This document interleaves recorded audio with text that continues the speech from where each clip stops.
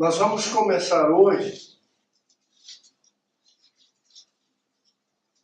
a olhar para a segunda carta do apóstolo Pedro. E também vamos, paralelo à carta do apóstolo Pedro, nós vamos olhar a carta de Judas, do apóstolo Judas. Porque as duas cartas são bastante parecidas, tratam basicamente da mesma verdade. E com certeza que temos aqui precisa estar de forma assim muito clara para cada um de nós, nestes últimos dias. Precisamos suplicar ao Espírito de Deus que abra os nossos olhos, o nosso entendimento, nosso coração, para podermos ver o que o apóstolo Pedro falou nessa segunda carta, o que o apóstolo Judas também falou, para que de maneira nenhuma a advertência do apóstolo Pedro e também do apóstolo Judas tenha êxito em nossas vidas, em nosso meio. Pelo contrário, que aquilo que o Espírito de Deus colocou ali como desafio para aqueles irmãos, naquela geração de Pedro, também seja colocado para nós, em que haja uma resposta, uma obediência, da nossa parte, para que de maneira nenhuma haja prejuízo em nossas vidas em relação ao que está denunciado aqui, pelo apóstolo Pedro e também pelo apóstolo Judas na sua carta. Inicialmente eu queria ler com os irmãos no capítulo 1, versículo 16. 2 Pedro, capítulo 1, versículo 16.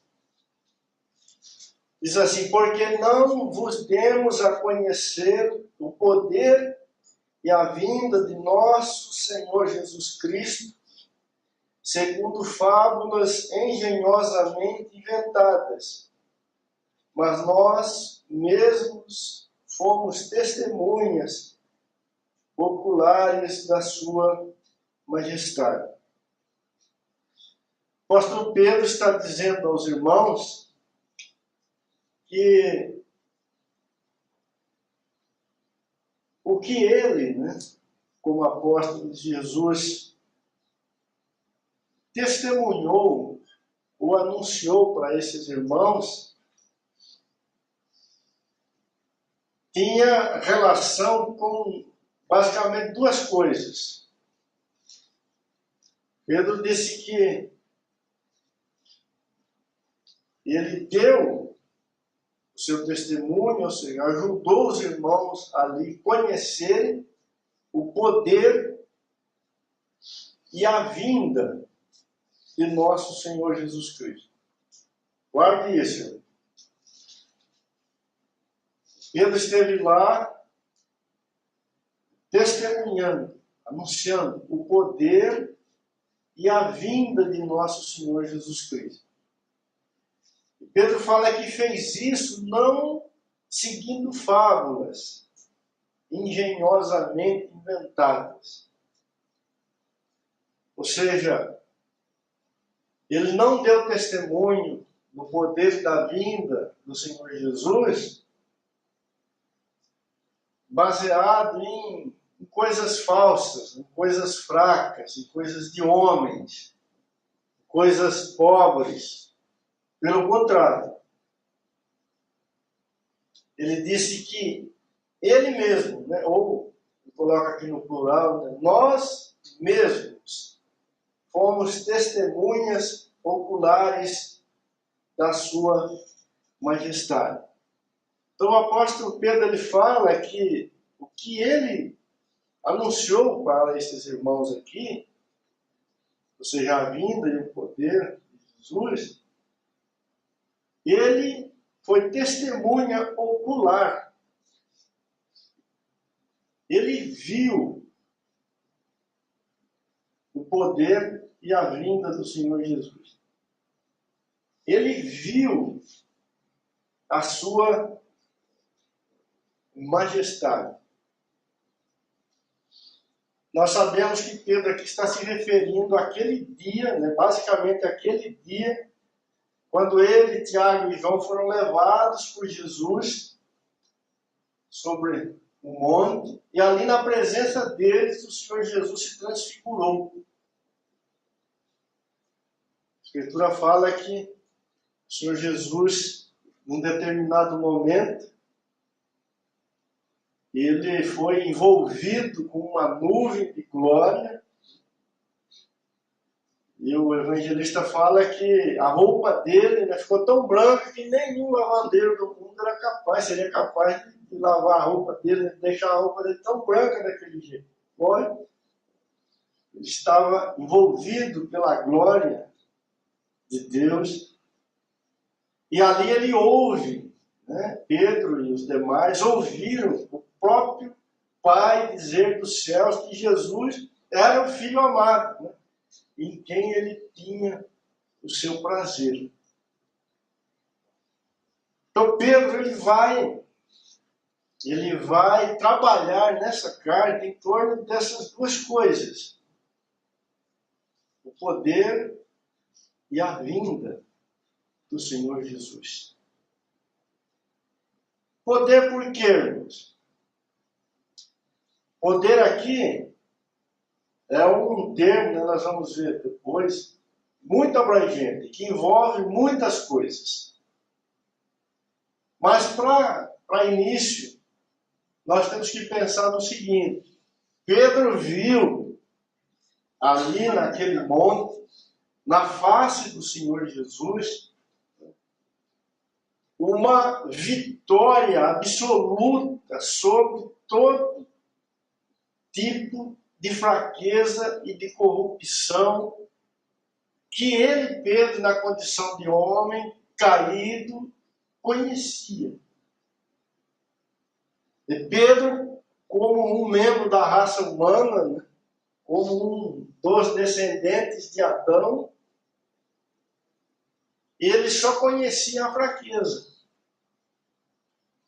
Aquela que Romanos 8 fala que será removida por ocasião da manifestação do Senhor Jesus. Será removida da vida dos filhos de Deus. E não só da vida dos filhos de Deus, mas da própria criação. Mas ali no monte, Pedro viu isso na face de Jesus. Pedro nunca havia visto. E isso nunca foi visto em nenhum outro, só em Cristo. O homem perfeito, o homem de Deus. O segundo homem, o homem da nova criação. Ou seja, o Filho que se fez carne, ali na condição de homem, ele é vitorioso. Ele é pleno. Então Pedro viu poder. Todo o poder em Cristo Jesus. Mas Pedro viu também ali a vinda do Filho de Deus. A experiência de Pedro com o Senhor e os demais apóstolos com o Senhor ali naquele momento foi gloriosa. Ali ele ouviu o próprio Pai testificar: este é o meu Filho amado. Pedro sabia, né, foi testemunho de que Jeová se fez carne, se fez homem e veio até nós.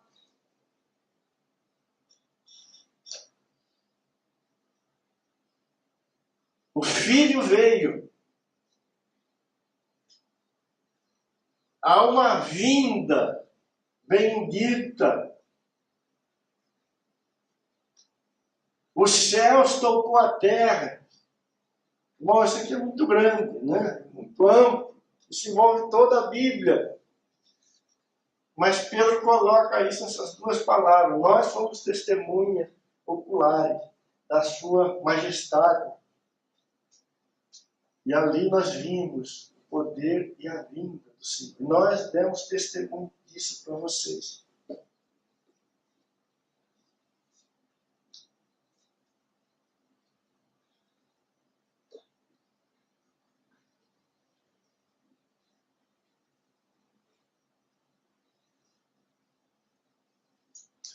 Se continuarmos, versículo 17, ele continua dizendo: pois ele recebeu da parte do Pai honra e glória, quando pela glória excelsa lhe foi enviada a seguinte voz: este é meu filho amado, em quem me comprazo. Em quem me comprazo. Ora, esta voz vinda do céu, nós a ouvimos quando estávamos com ele no Monte Santo. Vai um pouquinho para frente no capítulo 3, versículo 13.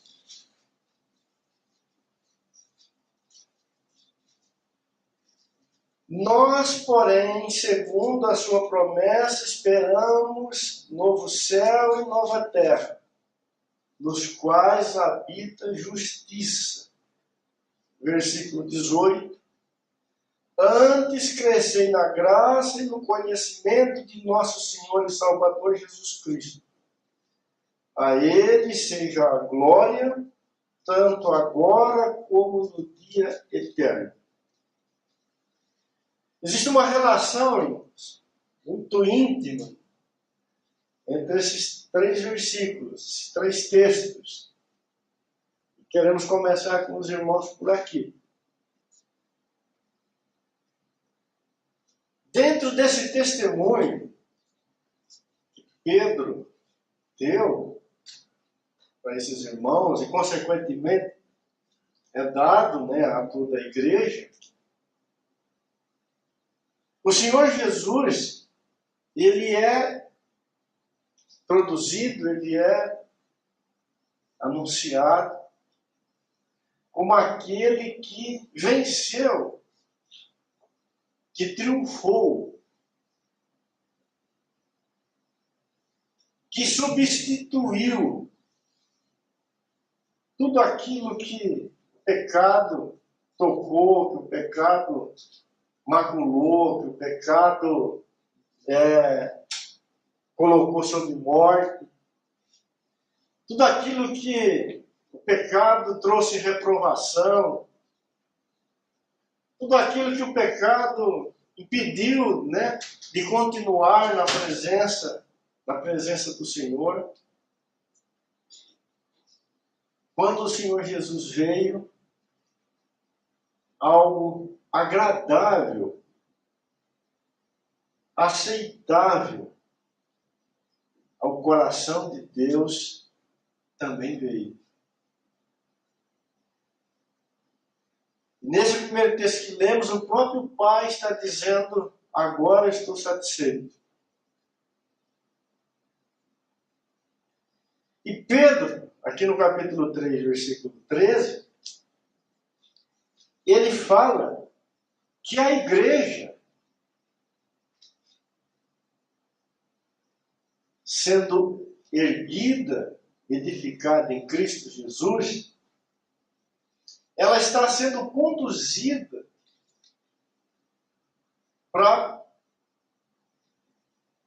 desfrutar ou para viver, né, ou para existir dentro desta realidade que o Senhor Jesus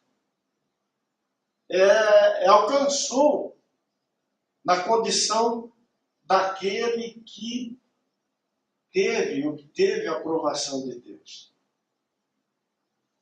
E o apóstolo Pedro fala aqui que no coração da igreja está a certeza, porque Deus tem prometido isso, que haverá um novo céu e uma nova terra. E quando Pedro termina a sua carta, né, ele fala algo tremendo aí. Ele diz, irmãos, continuem crescendo na graça de Deus e no conhecimento do Senhor e Salvador Jesus Cristo. E a Ele seja a glória tanto agora como no dia eterno. Ele faz menção de um dia eterno. É como se Pedro estivesse dizendo para a igreja, olha, em Cristo nós fomos tirados deste mundo caído, deste mundo que está contra o Senhor, que foi colocado debaixo de morte. E por graça fomos feitos participantes de algo maravilhoso em Cristo Jesus, que está sendo trazido à existência. Vai chegar uma hora que esse novo céu, essa nova terra vão se manifestar plenamente, e Pedro chama isso de o dia eterno.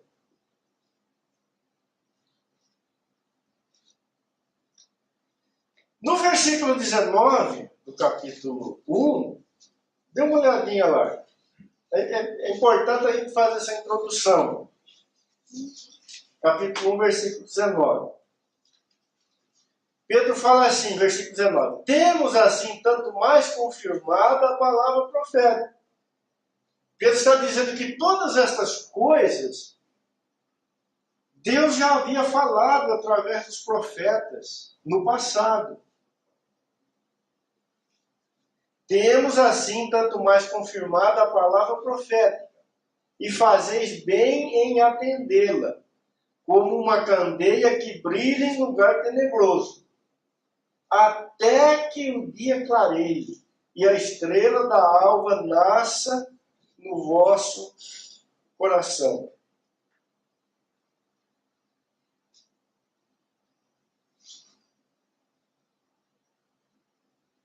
Temos tanto mais confirmada a palavra profética, fazei bem em atendê-la como uma candeia que brilha em lugar tenebroso, até que o dia clareie.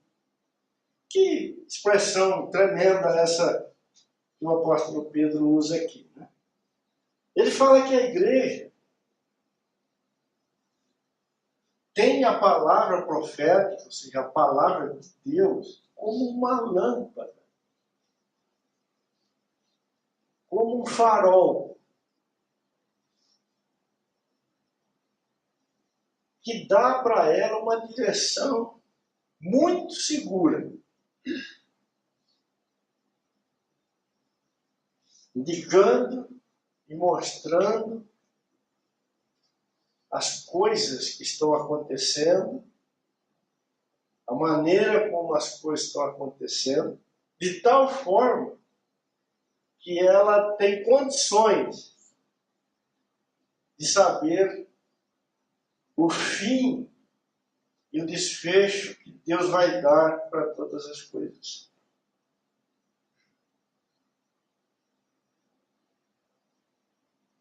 O oposto disso, Pedro está dizendo que o mundo, por não conhecer a palavra profética, vive sem nenhuma ordem.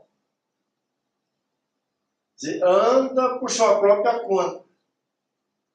E vai ser pego de surpresa, vai com certeza terminar o seu curso no erro, e o prejuízo será grande. Mas a igreja não. Ela tem uma luz. Ela tem a palavra de Deus, que vem orientando os seus passos desde a antiguidade. E Pedro fala que isso vai, né, isso está aumentando até chegar realmente dia claro, né, plena luz, onde se pode ver tudo o que Deus está fazendo. Guarde isso aí, irmãos. Importante isso.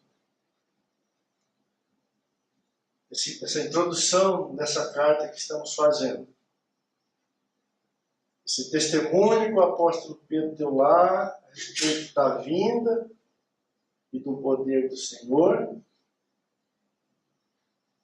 onde o Senhor Jesus é colocado como aquele que venceu, que triunfou, que colocou de lado aquela velha ordem, aquela velha criação, e nele uma nova está sendo trazida à existência, e que a igreja, por graça de Deus, foi chamada para fazer parte, para participar. Por isso ela sabe que Deus está trazendo à existência um novo céu, uma nova terra, que é chamado de o dia eterno. E isto, desde a antiguidade, o Senhor Deus vinha falando pela palavra profética que as coisas seriam desta forma, deste jeito. No capítulo 1, versículo 1 e 2, Pedro diz assim para os irmãos, capítulo 1, versículo 2. Simão Pedro, servo e apóstolo de Jesus Cristo, aos que conosco obtiveram fé igualmente preciosa na justiça de nosso Deus e Salvador Jesus Cristo. Graça e paz vos sejam multiplicadas no pleno conhecimento de Deus e de nosso Senhor. E Judas, aí deu um pulinho para frente, quero ler junto com esse texto, Judas 1, 1.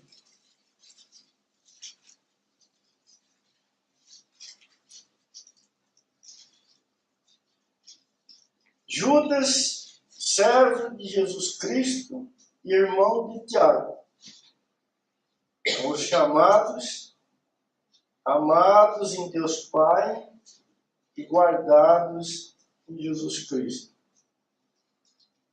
Judas fala que aqueles que obtiveram fé preciosa, né? Citando aqui por Pedro, são aqueles que foram chamados por Deus.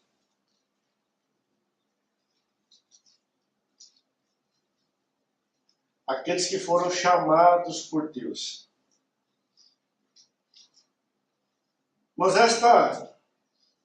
esta palavra, os chamados, ela tem um lugar muito valioso nas Escrituras. Nós não podemos ler, quando encontramos a palavra chamados assim de qualquer jeito. Ela significa muito. Nenhum homem pode se tornar filho de Deus. Alguém que realmente participe de Cristo Jesus, se ele não for chamado por Deus. Há um chamamento da parte do Senhor para aqueles que recebem graça para ver o Senhor Jesus.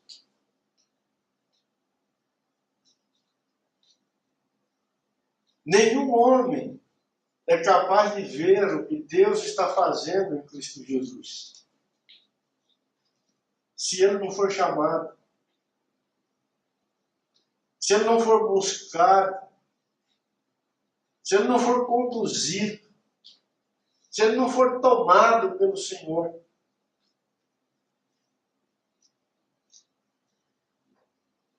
Israel, irmão, não poderia sair do Egito nunca, se Deus não fosse lá tirar Israel com um braço forte, com mão poderosa. Então, aqueles que Pedro fala aqui que obtiveram fé igualmente preciosa, Judas vai dizer que estes são os chamados. Se você tem crido no Senhor, glórias a Deus, mas isso tem acontecido com você porque o Senhor te chamou.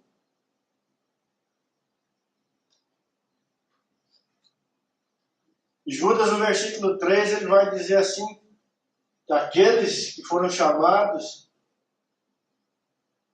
e receberam fé devem lutar muita garra em favor dessa fé que receberam.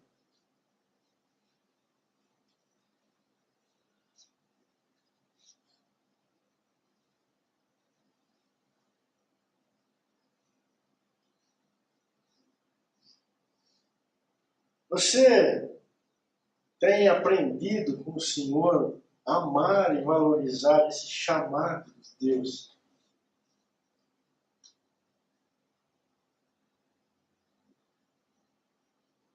Tudo que acontece com os filhos de Deus, irmãos, acontece depois do chamado. Antes de ser chamado, não acontece nada com o homem. A graça de Deus está ali, nesse chamamento.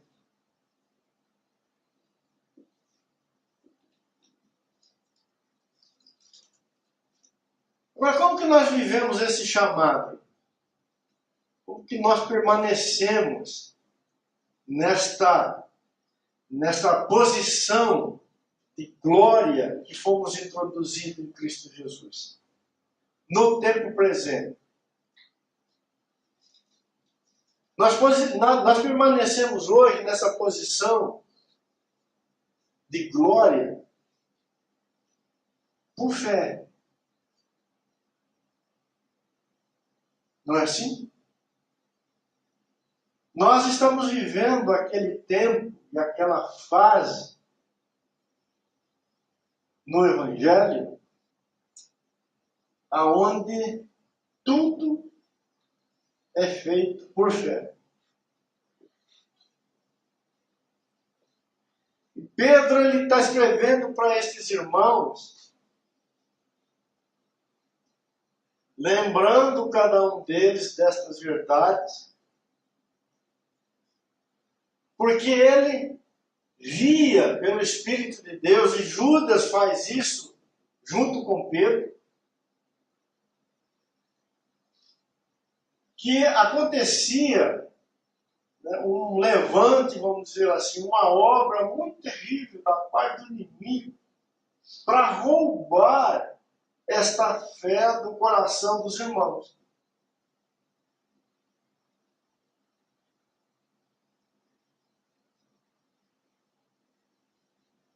Nós sabemos que a carta, a segunda carta de Pedro, foi escrita no ano 65 depois de Cristo. E Judas foi escrito no ano 66. Um ano mais ou menos de diferença uma da outra. Então os dois estavam vivendo as mesmas experiências, era a mesma realidade. E havia um empenho, um esforço muito grande por parte do inimigo para sufocar a fé que foi dada aos santos, para que eles continuassem neste chamamento de Deus,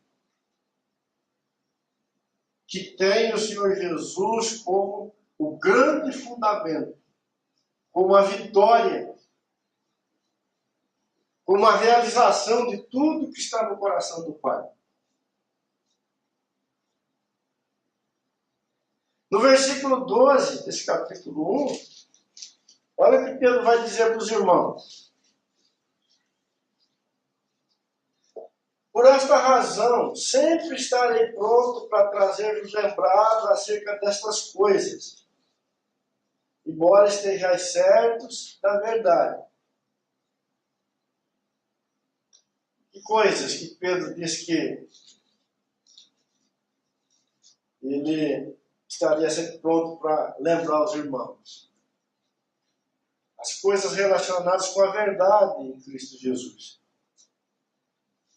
Embora estejais certos da verdade, já presente convosco e nela confirmados. Então, estes irmãos aqui, eles conheciam a verdade de Cristo. Aquele testemunho que Pedro deu do Filho de Deus como o poder e a vinda, seja, como o triunfo, como a obtenção do desejo do coração do Pai, esses irmãos aqui tinham recebido fé no chamado deles para reter isso em suas vidas. E eles tinham clareza quanto a esta verdade, eles tinham experiência em relação a esta verdade. E Pedro está dizendo, vocês já foram confirmados nesta verdade.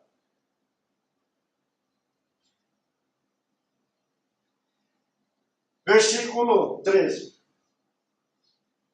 Também considero justo, enquanto estou nesse tabernáculo, despertai-vos com estas lembranças, certo de que estou prestes a deixar o meu tabernáculo, como efetivamente nosso Senhor Jesus Cristo me revelou.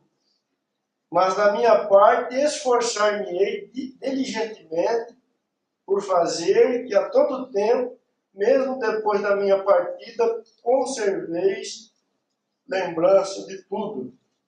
Pedro estava dizendo aqui que ele ia partir logo, né? Que ele ia morrer logo, como de fato foi.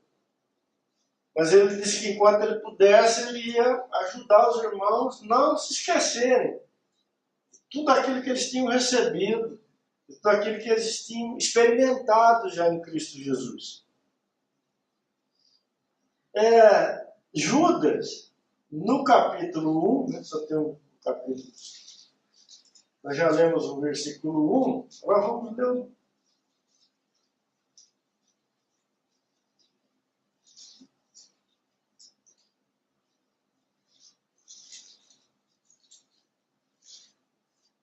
Já até citei esse versículo. Vou ler o 2 e o 3. A misericórdia e paz e o amor vos sejam multiplicados. Amados, quando empregava toda a diligência em escrever-vos acerca de nossa fé, de nossa comum salvação, foi que me senti obrigado a corresponder convosco, exortando-vos a batalhar diligentemente pela fé que uma vez por todas foi entregue aos santos. Então, Judas está fazendo a mesma advertência. Vocês receberam. E guardem isso com muito zelo, com muito carinho no coração. E lutem por aquilo que vocês receberam da parte do Pai. Volta um pouquinho na primeira carta de Pedro. Ela também tem uma relação. Capítulo 1.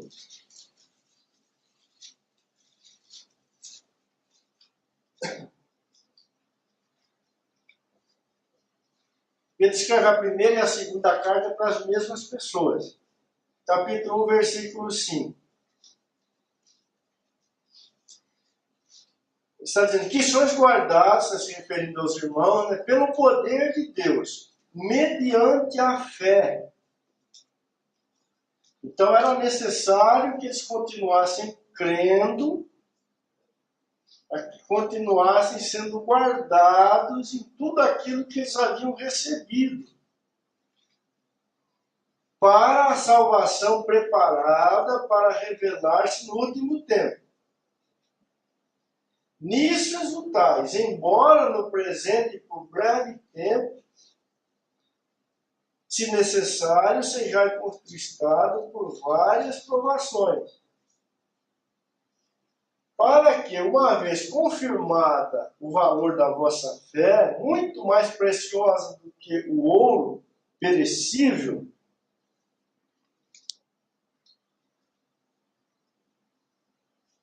mesmo apurado por fogo, redunda em louvor, glória e honra na revelação de Jesus Cristo, a quem não havendo visto, há mais, no qual não vendo agora, mas crendo, exultai com alegria indizível e cheia de glória, obtendo o fim da vossa fé, a salvação da vossa alma. Olha que coisa maravilhosa. Pedro aqui na primeira carta, ele está dizendo que na relação de fé, pela fé, que esses irmãos, por graça de Deus, estabeleceram com o Senhor, eles haviam adquirido e alcançado um coração que amava o Senhor. Não é isso? Versículo 8. Em quem não havendo visto, mais amais. No qual não havendo agora, mais crendo. Versículo 9. Obtendo no fim da vossa fé a salvação da vossa alma. O que Pedro está dizendo? Está dizendo que aqueles irmãos foram chamados por Deus, foram unidos a Cristo, que seus corações foi revelado, foi plantado a vitória do Senhor Jesus, e ganharam olhos para ver que o Senhor Jesus venceu toda a fraqueza, toda a corrupção, toda a morte, que por isso foi introduzido na criação de Deus uma nova ordem, ou seja, uma nova humanidade. E por isso um novo céu, uma nova terra, e por isso o dia eterno de Deus. E nesta relação de fé, Pedro está dizendo que esses irmãos começaram a amar o Senhor, sem nunca poderem ver a sua face, sem nunca terem visto a sua face. Que eles estavam confiantes no Senhor Jesus, mesmo sem ter tido qualquer contato com o Filho de Deus, como Pedro teve.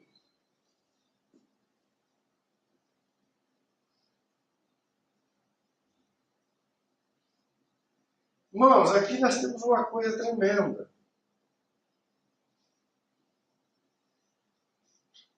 A igreja ela está numa realidade hoje. O Espírito de Deus está sobre ela. A relação da igreja com o Senhor ela é feita pela fé.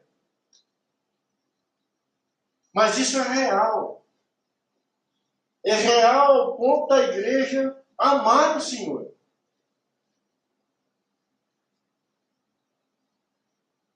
E confiar no Senhor. E lá na primeira carta, Pedro diz que esta relação de confiança e de amor é provada. Aqui e ali é pressionado para se tornar cada vez melhor, cada vez mais puro, cada vez mais limpo. Diz até o ouro, né, para ficar perfeito, precisa ser colocado no fogo.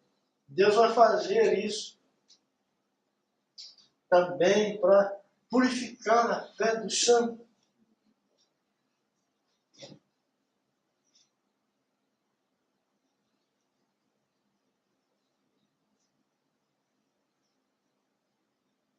Mas Pedro está dizendo todas estas coisas para depois ele introduzir o perigo que estava rondando os irmãos.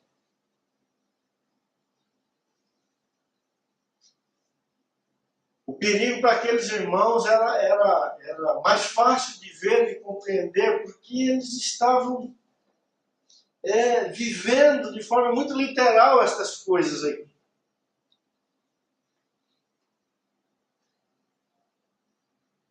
Nós precisamos de muita graça para isso ser trazido para nós, porque isso tem tudo a ver com os nossos dias. Porque foi real para eles, mas também é real para nós.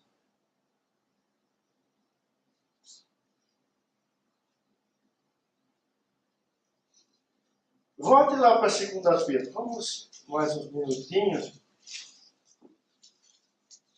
Capítulo 1.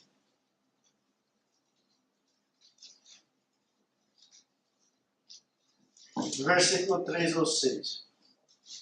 Visto como pelo seu divino poder nos tem sido doada todas as coisas que conduzem à vida e à piedade, pelo conhecimento completo daquele que nos chamou para a sua própria glória e virtude, pelas quais nos têm sido doadas as suas preciosas e muito grandes promessas, para que por elas vos torneis participantes da natureza divina, livrando-vos da corrupção das paixões que há no mundo. Versículo 6. 5 e 6. Por isso mesmo, vós, reunindo toda a vossa diligência, associai com a vossa fé a virtude, e com a virtude o conhecimento, e com o conhecimento o domínio próprio, e com o domínio próprio a perseverança, e com a perseverança a piedade, e com a piedade a fraternidade, e com a fraternidade o amor.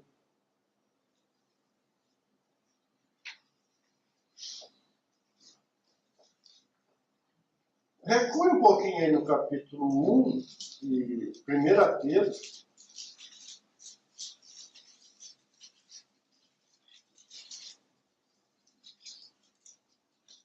Versículo do 3 ao 6.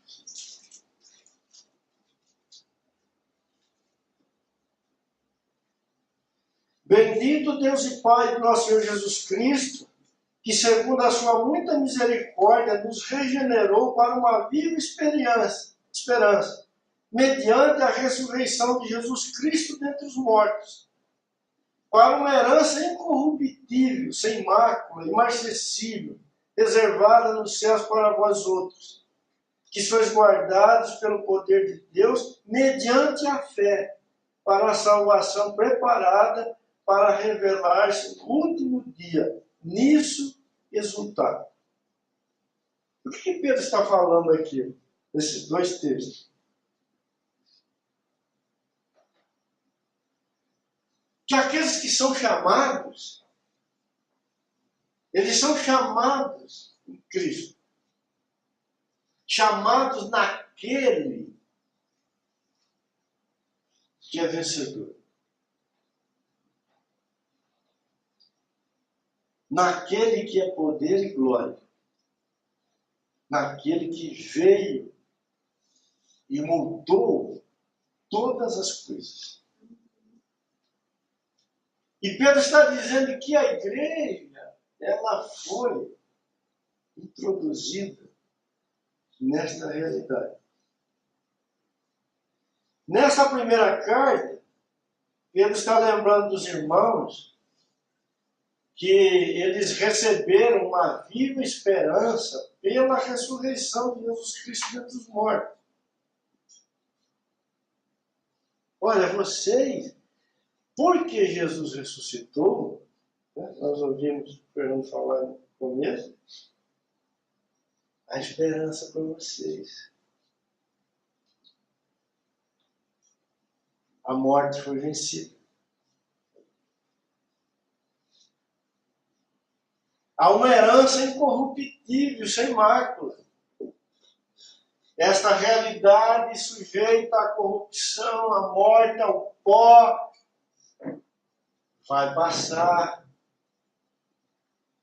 Vocês foram introduzidos no dia eterno de Deus em Cristo Jesus.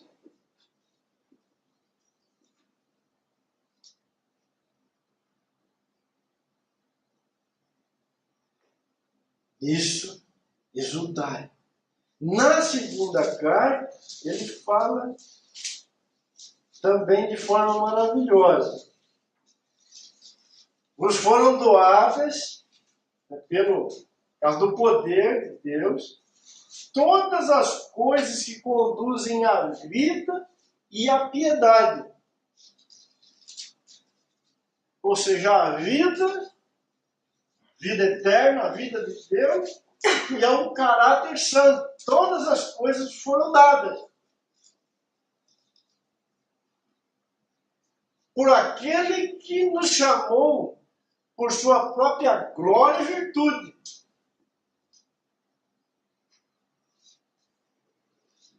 Pelas quais nos têm sido doadas todas as suas preciosas e muito grandes promessas, para que por elas vos torneis participantes da natureza divina,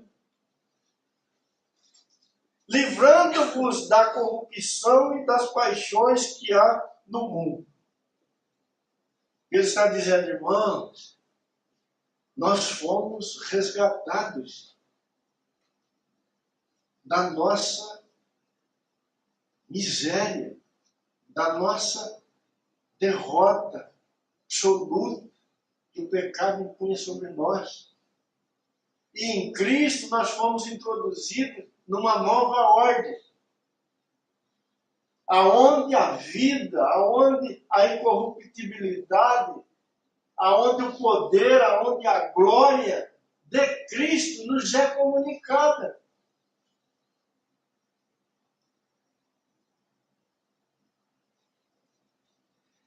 E aqui na sequência dos versículos da segunda carta, do primeiro capítulo, ele fala que isso é sustentado pela fé, introduzido pela fé, mas ele fala para os irmãos, vocês devem continuar avançando, de tal forma que essa natureza divina, né, se manifeste em vocês, apareça em vocês.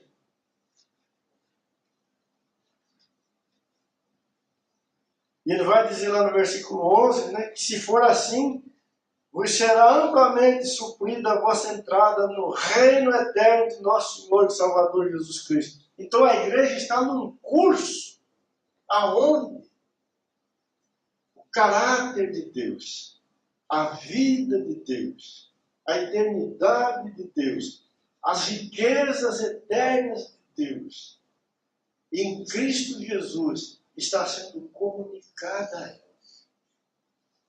E ela, pela fé, está experimentando isso.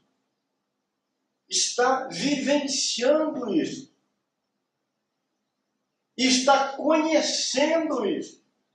E amando o Senhor que fez isso por ela. E crendo no Senhor que fez isso por ela. E aguardando a sua manifestação final. Para que tudo isso também seja completamente realizado. Mas tem alguém de olhos.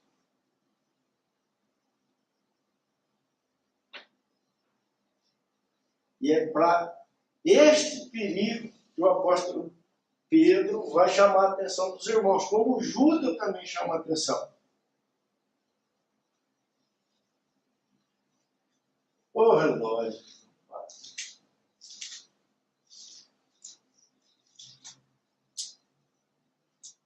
O autor de Hebreus, ele fala no capítulo 6, versículo 5. Vamos rapidinho lá, irmão. Eu leio isso aqui, não posso parar aqui agora. Hebreus 6, 5.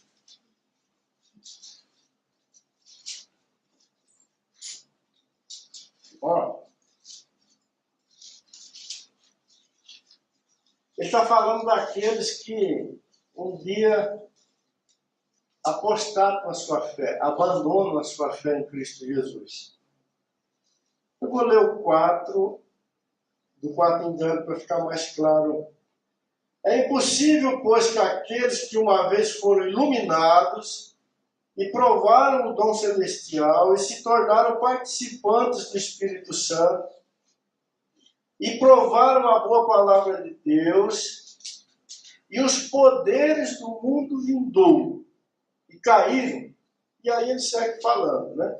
Eu quero chamar a tua atenção para esse provaram a boa palavra de Deus e os poderes do mundo vindouro. Então a igreja é aquela que já experimenta o poder ou os poderes do mundo vindouro.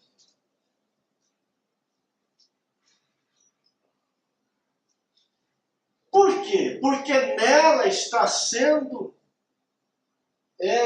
construído ou estabelecido o caráter de Deus, a vida de Deus, a vida de ressurreição, a vida eterna, ela já está sendo experimentada pelos santos.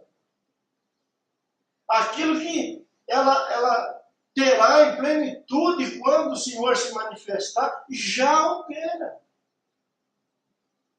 Então, quem está em Cristo já é um participante dos poderes do mundo vindouro.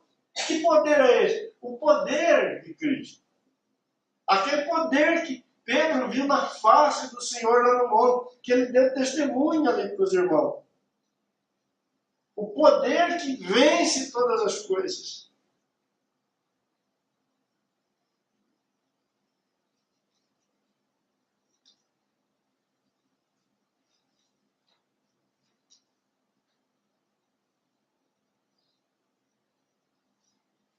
Irmãos, um testemunho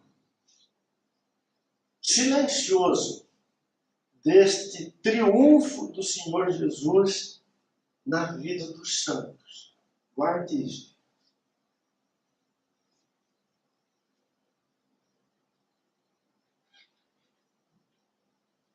Há um testemunho silencioso deste triunfo do Senhor Jesus na vida dos santos. Os santos sabem que Jesus ressuscitou, não porque um dia eles ouviram falar isso. Importante ter ouvido um dia. Mas os santos sabem que Jesus ressuscitou porque eles já estão conhecendo neles mesmos o poder da vida ressurreta do Filho de Deus. Há um testemunho silencioso na vida do santo do triunfo do Senhor Jesus.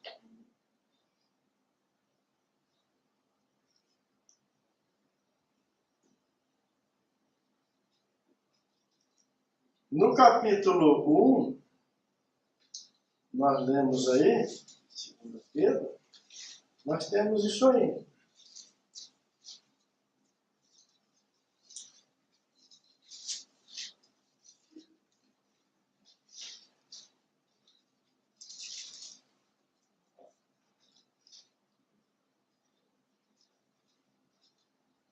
Você vai ver aqui como os santos estão sendo livrados da corrupção que há no mundo. Como? Pelo poder da vida ressurreta de Jesus operando neles. Quando Paulo escreve aos Gálatas, capítulo 4, versículo 19, ele diz que Cristo está sendo formado na igreja. É um testemunho silencioso do triunfo do Senhor Jesus. Ninguém vê. Não há como tocar essa realidade com as mãos. Mas pela fé, os santos têm essa experiência com esta realidade de Cristo formado deles.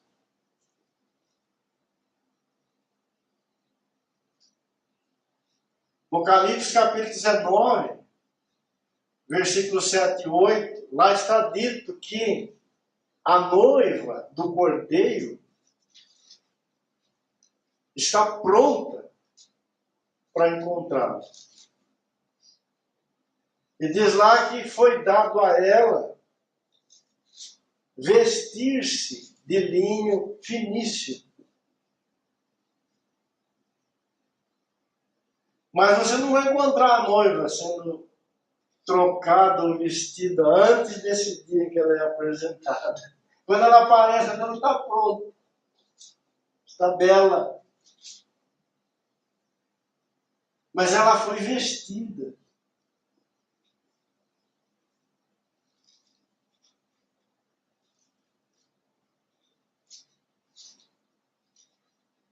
O Espírito Santo ele está vestindo a noiva de Cristo secretamente. Você nunca leu a parábola? Jesus contou lá em Mateus 13, versículo 44. Jesus fala do homem que encontrou um tesouro. E ele vai, vende tudo que tem e compra aquele tesouro e esconde o tesouro. Jesus estava falando dele mesmo. Ele comprou a sua noiva. E escondeu a sua noiva.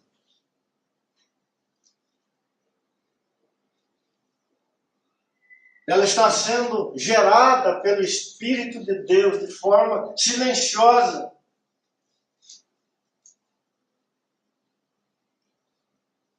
Para ser apresentada ao noivo naquele dia.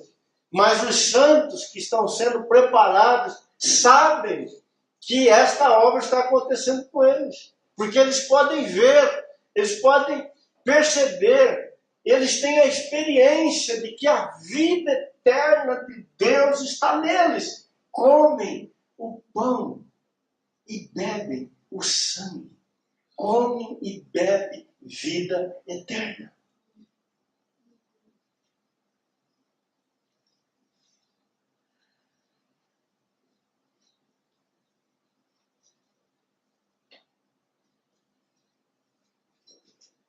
Eu quero parar por hoje,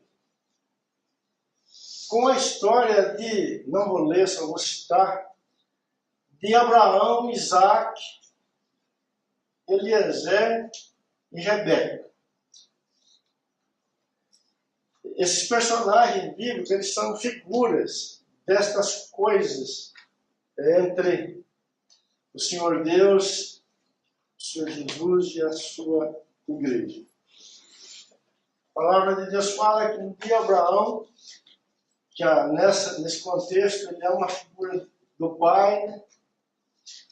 Ele chama Eliezer, que era seu servo, que é uma figura do Espírito Santo, e fala para ele, vai lá na casa dos meus parentes e busca uma noiva, uma esposa para o meu filho Isaac. Isaac é uma figura do Senhor Jesus. E Eliezer pega suas coisas, seus camelos, seus presentes e vai buscar a Rebeca.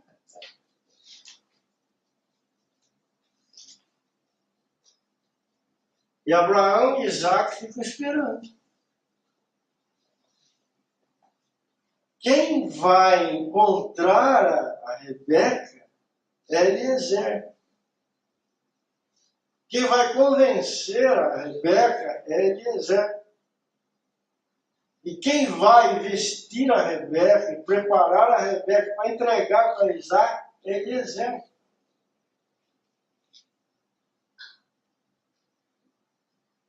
E a palavra de Deus fala que depois de todo esse trabalho, todo esse convencimento, toda a viagem que foi feita, finalmente o encontro entre Rebeca e Isaac acontece. E diz que Rebeca, assim que viu Isaac, ela cobriu a sua cabeça. E Isaac a tomou como esposa.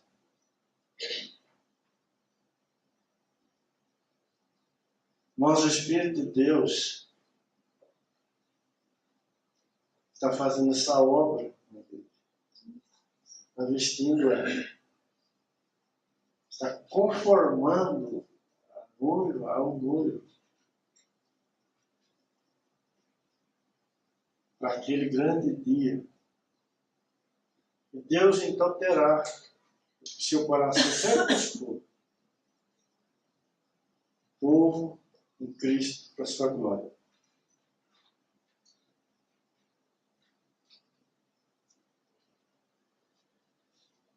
Nós vamos ver, se o Senhor quiser, que existe uma grande batalha para isso ser guardado, para isso ser mantido. E essa batalha seria intensificada agora nos últimos dias.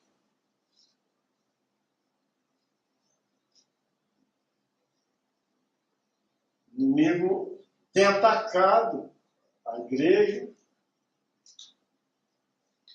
dizendo para ela que não está acontecendo nada com ela. Por outro lado, tem atacado a igreja, dizendo para ela que o noivo não virá.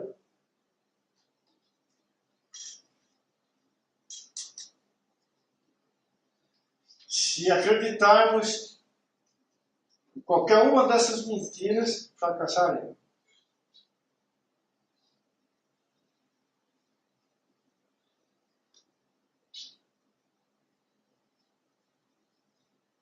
Mas bem-aventurado aqueles que têm lutado, que estarão de pé naquele dia, porque sabem que uma boa obra começou na vida deles. Amém, queridos?